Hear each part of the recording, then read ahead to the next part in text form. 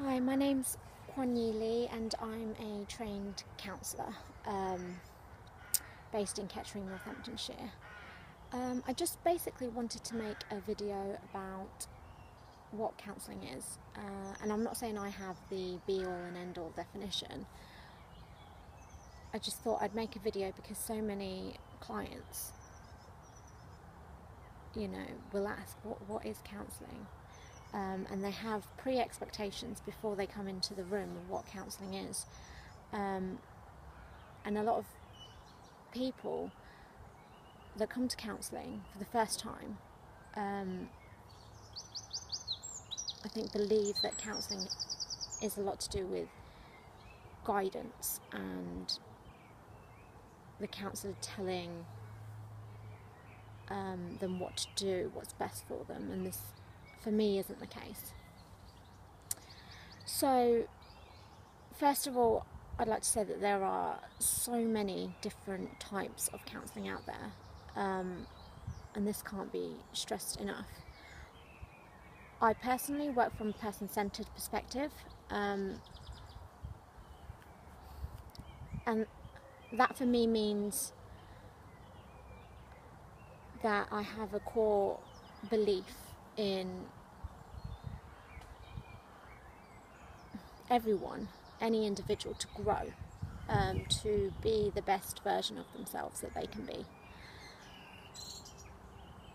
And I don't believe in guidance.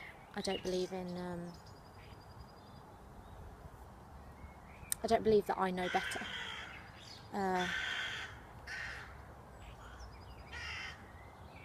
And I've studied, counselling to level 4, to level 5, to level 6.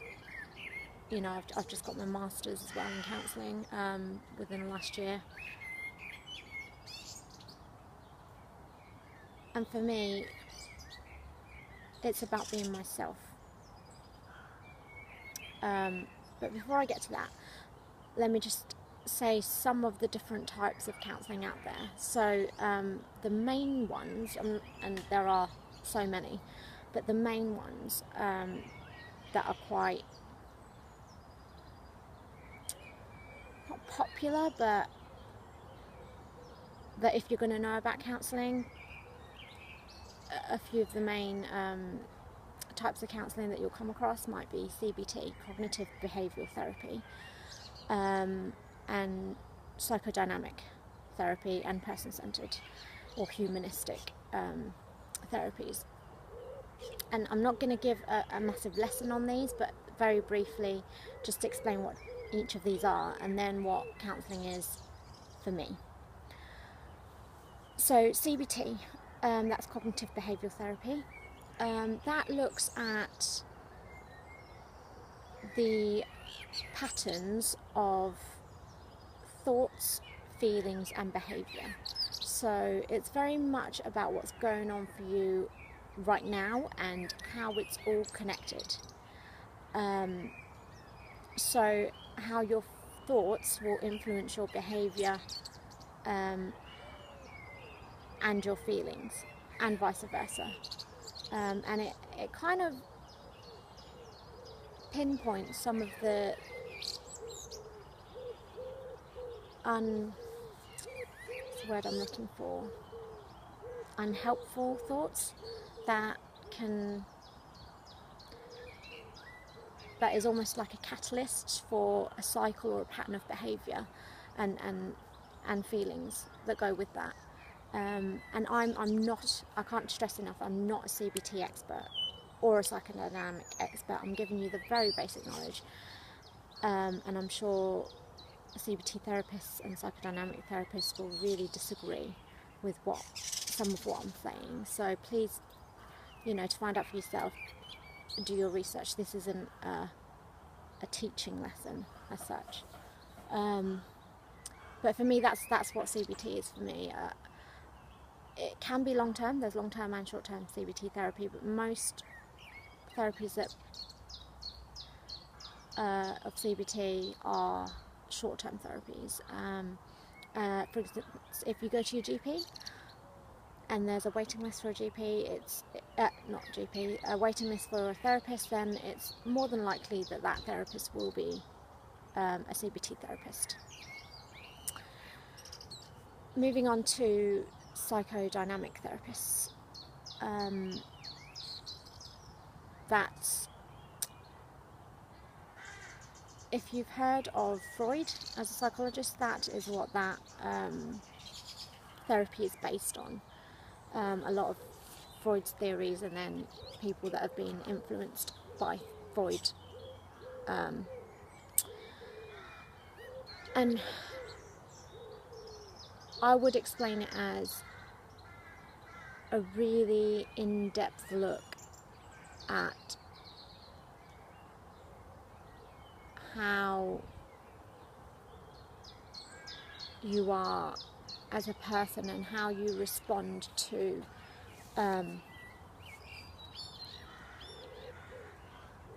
parental figures and different relationships. It's all about the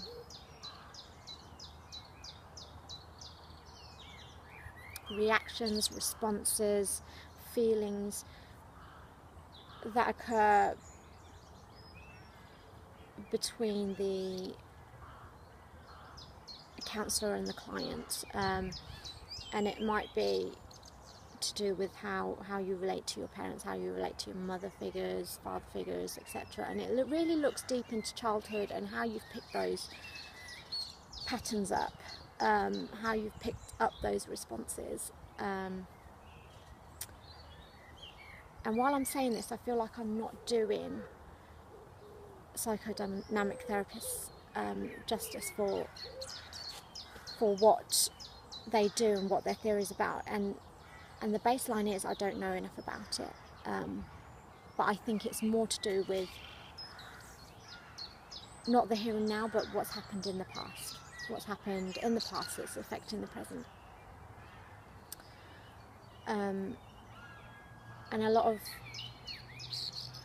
psychodynamic therapists will work in long-term therapy because it's all about that relationship, and finding out how you respond as a person in a relationship, and that's any relationship, not romantic, or not just romantic. So it's longer term therapy based on patterns that have been acquired, should I say, through childhood and to adulthood, and how it's affecting you now. So it looks really deep into the roots of your past. And then coming on to person-centred counselling. For me, it doesn't matter how many courses I've been on. The first thing they ask you is, what is your definition of counselling? And I find it the hardest thing. I find it the hardest thing to tell someone what counselling is.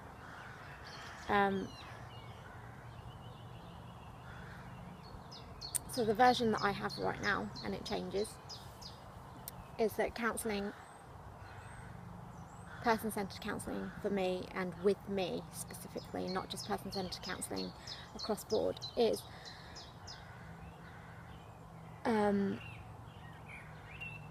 to create an environment where thriving and growth and change is possible. Not that it's definite, but it's possible. I deeply believe, like I said earlier, in my core, in my philosophy, that everyone has the potential to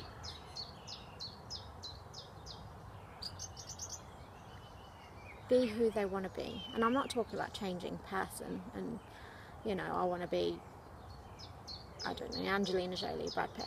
Not that kind of thing, but I want to be a better version of me, is the easiest way I can put it. I want to kick that gambling habit. I want to be happy in myself and content.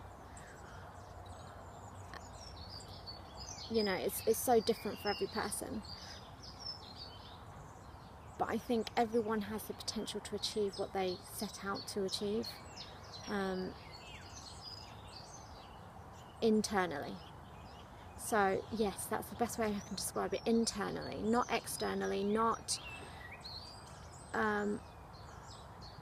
I want to be a doctor and I'm guaranteed to be that, but it's more I want to react more lovingly in situations where I get angry. It's all about that internal change, and working on that for me. And I think one of the reasons, or the main reason, I find it really hard to explain what counselling is because counselling for me is all about the relationship between counsellor and client. And let me explain that a bit more.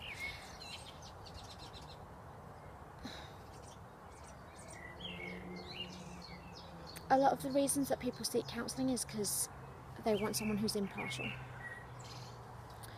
who's not a friend or family that knows them or will be affected. So it's about the relationship in terms of you have to be able to open up to your counsellor, you have to feel comfortable enough to share your deepest, darkest fears, show your vulnerability, how upset you are, how angry you are, how guilty you feel, how absolutely devastating your world is. Whatever it is for you, it's so difficult to bare your soul to another human being. So you need to be able to do that with your counsellor, and that's why it's all about the relationship, because you're not gonna be able to do that with everyone. And I'm not saying that you have to even get on with your counsellor, it's that you have to be able to work together at that level of rawness, at that level of displaying vulnerability.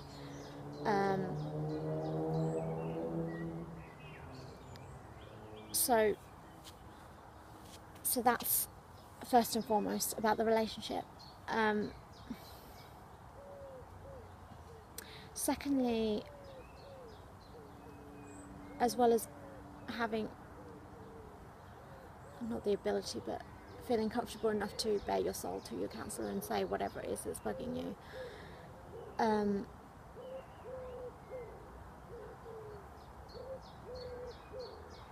sometimes what can happen in counselling is that how you're relating to your therapist, how you're relating to your counsellor, acts as a reflection, a mirror of what's going on in your life, or with certain individuals.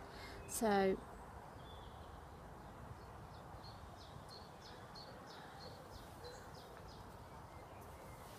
the easiest way I could put it is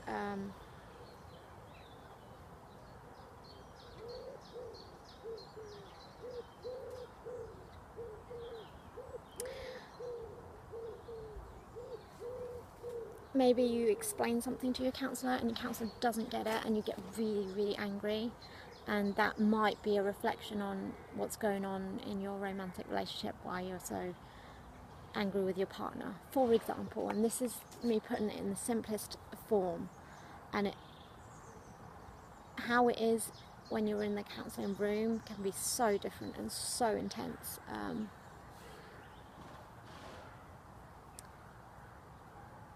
So the counselling relationship for me can sometimes, a lot of the time, be a mirror for something else, a reflection for something else that's going on in your life. And counselling is all about the relationship, all about what's going on between counsellor and client, because you have to be able to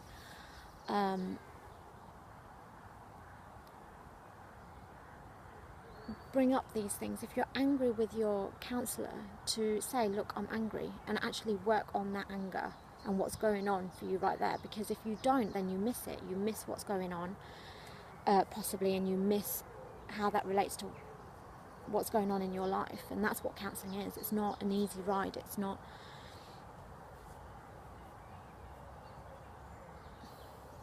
For me, it's not a quick fix. It's really looking at really uncomfortable feelings and working with it right now. to see what's going on. Yeah, and I think in doing that, if you look at